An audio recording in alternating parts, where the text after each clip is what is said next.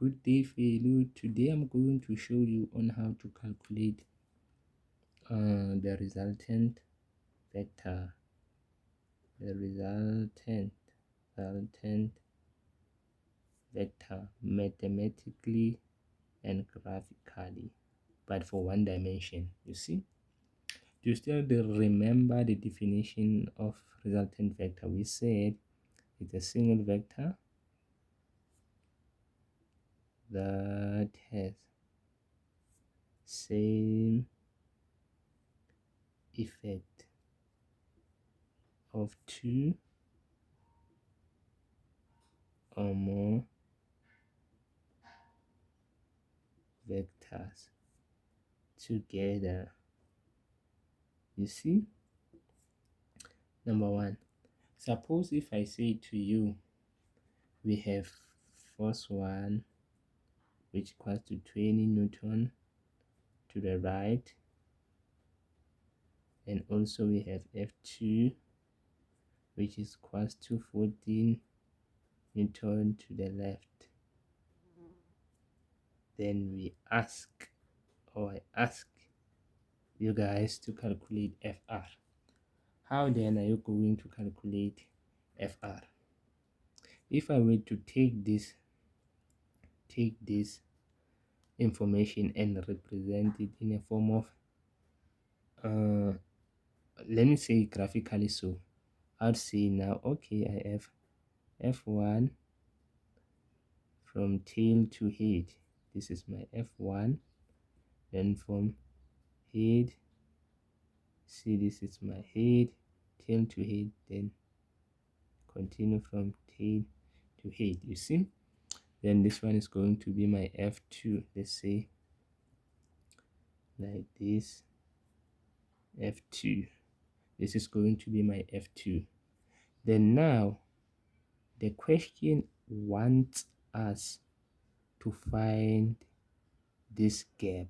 You see this gap, we need to find the value of this gap, but now mathematically. How are you going to do that? So simple. Mathematically, just need to say FR equals to F1 plus F2. You see, from here we just need to decide the direction. Let's say we take everything that goes to the right as positive, everything that goes to the left as negative. See, our 20 to the right, we make it positive, 14 to the left, we make it negative 14. At the end of the day, I think we are going to get 6 Newton. So simple to the right. Why to the right? Because our answer is positive.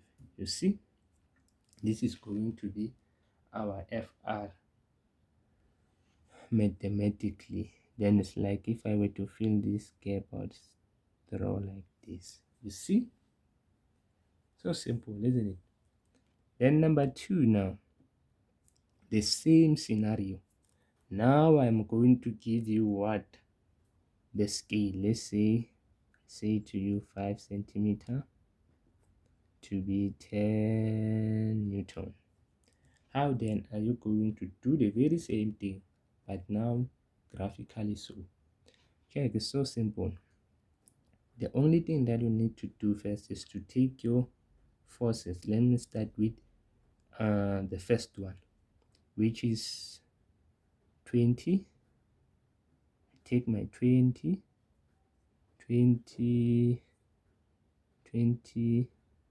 Newton. Then I also take my scale, which is 5 centimeter is to 10 Newton. Then I need to solve for this unknown centimeter. You cross multiply like this. 10 multiplied by x, going to get 10x. Then we are going to get 100. If you multiply 20 with 5, 100. If I divide both sides by 10, I get my x to be still 10. What now? Check, your x is on centimeter, going to be centimeter. Now I know that 10 centimeter is equals to 20 what Newton. Do the same for that 14. See, let us do the same. We take 5 centimeter, which is our scale, which is equal to 10 Newton. Our 14 Newton this side. This is our scale, it's given. Then we don't know each centimeter. Then you cross multiply, you're going to get 10x. This side you are going to get, you need a calculator, 5 multiplied by 14, 70. If we divide by 10, we get x to be 7 what its own centimeter. Then we get 7 centimeter is equivalent now to what?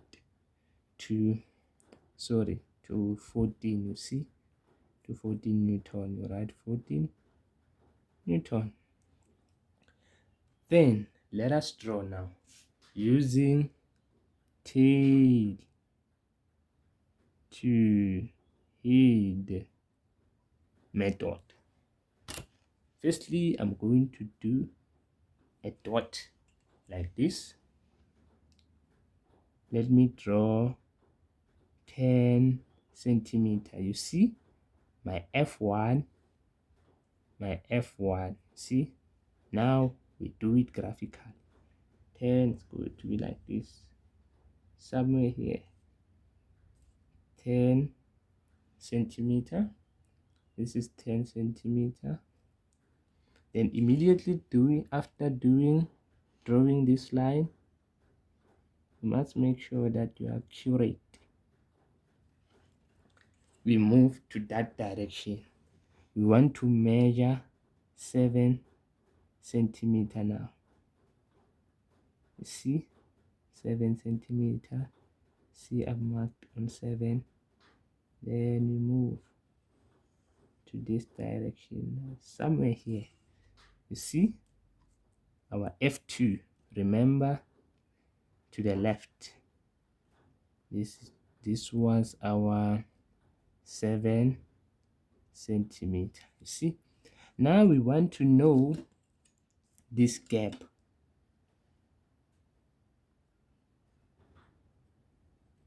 We want to know this gap now. We want to know this gap. I get 3. See, I get 3 starting from this line up until I get 3 centimeter. You see, this is our resultant now. You see, now I want to know, what does this 3 centimeter represent? You do the very same method which I've done here. Check, so simple. What I've done is, we said now, we got 3 centimeter. You see this 3 centimeter, but we don't know what its force. We are then going to take our scale, which is 5 centimeter, is to 10 Newton. We want to know this x.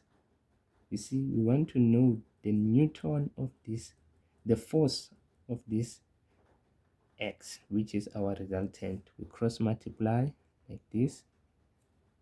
X with 5 is going to be 5x.